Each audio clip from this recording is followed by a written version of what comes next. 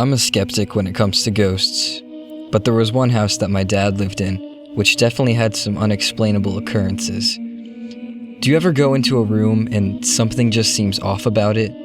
You're not sure what exactly it is, but something about the energy of the room just makes you uncomfortable?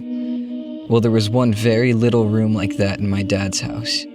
I never really hung out in there as a kid, especially not alone. I always felt like I was being watched when I was in there.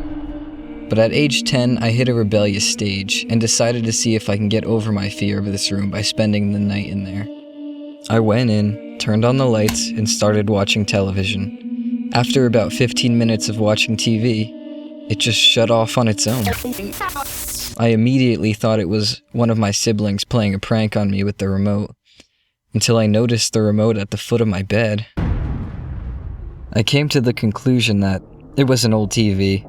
It must have short-circuited or something.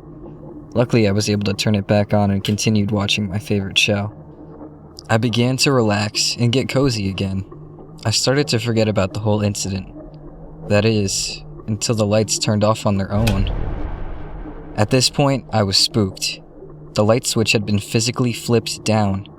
Yet I again assumed that since the switch was close to the door, it could have been my brother playing a trick on me from the hall, then running and hiding. The weird thing is that I should be able to hear people if they're moving on those creaky wooden floors out there.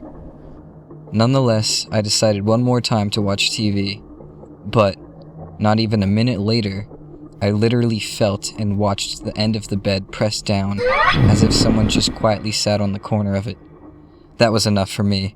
I ran out of the room without turning off the TV or the light. My dad kept the house for a few more years, but I never went back in that room again.